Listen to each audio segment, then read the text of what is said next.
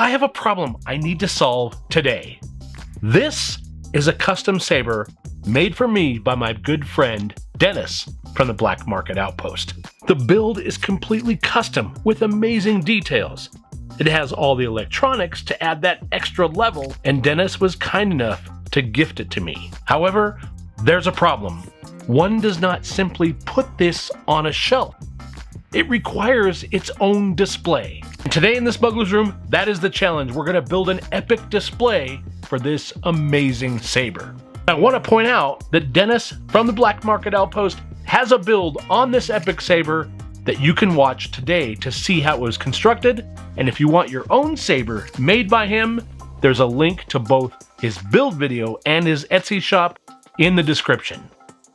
Now let's dive into this. Okay, the piece I'm using as the base of this project is actually the base of a rigid oscillating spindle sander that I got from a Goodwill shop for under 10 bucks. For some reason, multiple times throughout the video, I refer to it as a router table. I know that's wrong. I'm calling it out here just for you. The rest of the items I'm showing are things that I thought might be useful or might work within the project. Specifically the toilet flange, the juice lid, the hard drive motors, you know, the staples of Greeblies in the Smuggler's Room. Ultimately, I'm showing all this because whenever I build something out of nothing, I usually collect a lot of different things from the shop that help give me inspiration and drive the project in a specific direction. Now, what I really need is something to hold this up, and I never throw anything away. No, but... Aha, these guys right here.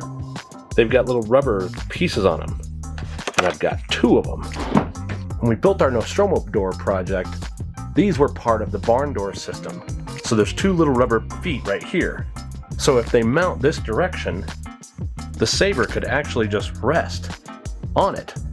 So we could do a little temporary setup here, right like this, and then position this in such a way that the saber gets held by those.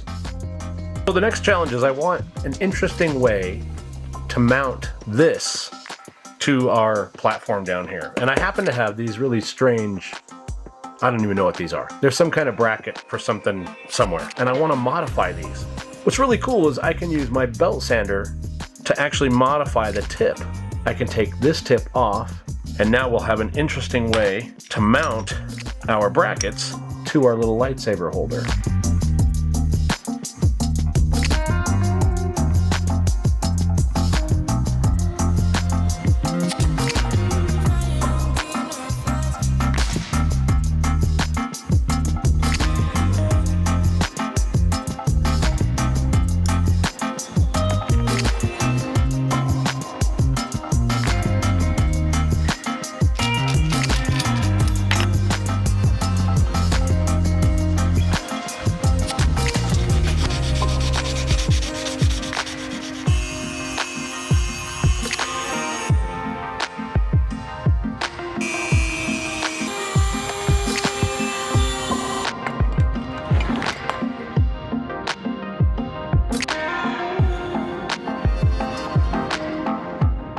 Alright, we've got our little lightsaber mounts, and now we just got to get them installed.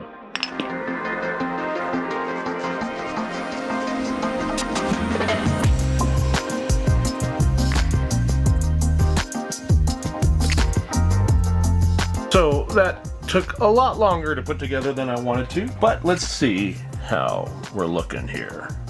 Oh, I like that. That's respectable, right? Completely custom made. All right, now what's next? Sometimes when you're working on a project, you think you're going in one direction, and then something presents itself and you have to go in a different direction. Let me show you what I'm talking about. You're looking here at the way I thought this was going to be oriented, but then I realized if this is going to display a saber, that's a lot of surface area that it's going to take up on somebody's desk. It'd be much better if it was mounted on the wall. So we're making a change. To me, this looks like a much better way to display the saber. Now, as much as I love this, it does present a problem. The display still works as far as the saber on the stands that we created. However, when you look at it from the side here, the saber itself is too close to the back of the stand.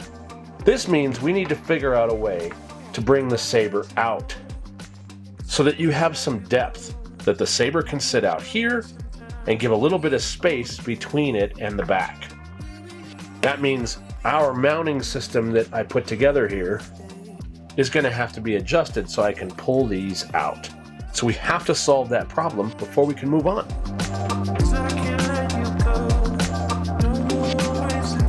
I love solving problems in the shop with multiple tools and techniques. If you've been watching us for any length of time, you know that one of my favorite tools is the laser cutter. This week, we are super excited to once again be sponsored by Xtool, featuring the Xtool P2 laser. This is a 55-watt desktop CO2 laser cutter. It has dual cameras, 600 millimeters per second engraving speed, and a 26 by 14 inch bed size. It's compatible with the industry standard Lightburn software, as well as Xtool's very own simple to use software, so you can choose. It has a built-in air assist, internal cooling, and a wide range of accessories to choose from. We've been beyond impressed with the performance and the ease of use of the Xtool P2, and I can't wait to try more complex projects with it. If you're interested in exploring the Xtool P2 or any other laser products, such as the new Xtool S1 diode laser, please follow the links in the description below. Now, let's get back to the build. I'm going to use these little standoff brackets, and I can take a hex head bolt, and then I've drilled these out a little, these holes a little wider. I can drop that through, and then drop it through the hex head, and then mount it directly to acrylic. This gives us the standoff we were looking for, so that we can get that lightsaber further away from the surface. Got an old plastic film canister. I drilled a hole in it so we can put an LED on it.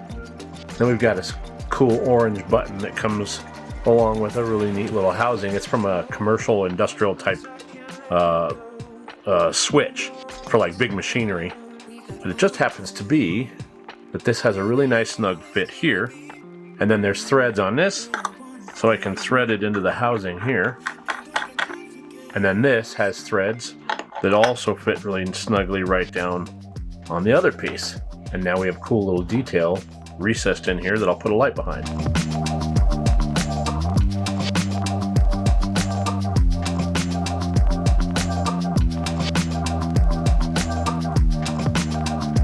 Okay, so why am I cutting all the styrene? Well, I went ahead and mounted our project to a board. Nothing complicated, just cut out a board, mounted it to it. But I need to seal the gap. Something very easy that would also make this turn. So this, we can attach. It'll make the turn, we can cover the gap, and we can screw it in place. Okay, I gotta apologize, I didn't record this, making the frame. It's just styrene all the way around. It's CA glued and then some screws in it. Just gives it a little thickness, and it covers up the gaps between the router table piece and that back plywood. Okay, so before we do the painting, there's a couple of details left. Number one is this center circle. I'm thinking we need to go into Illustrator. We're gonna design something really cool, and then we'll laser cut it out, and then we're gonna put some lighting in there as well. I also want to put a little label down here to indicate what the saber is. Now, where all this grid system is, we're going to put some backing behind it, except, I think, for this little section right here. I think I'd like to light up this one grid, so we'll do that as well.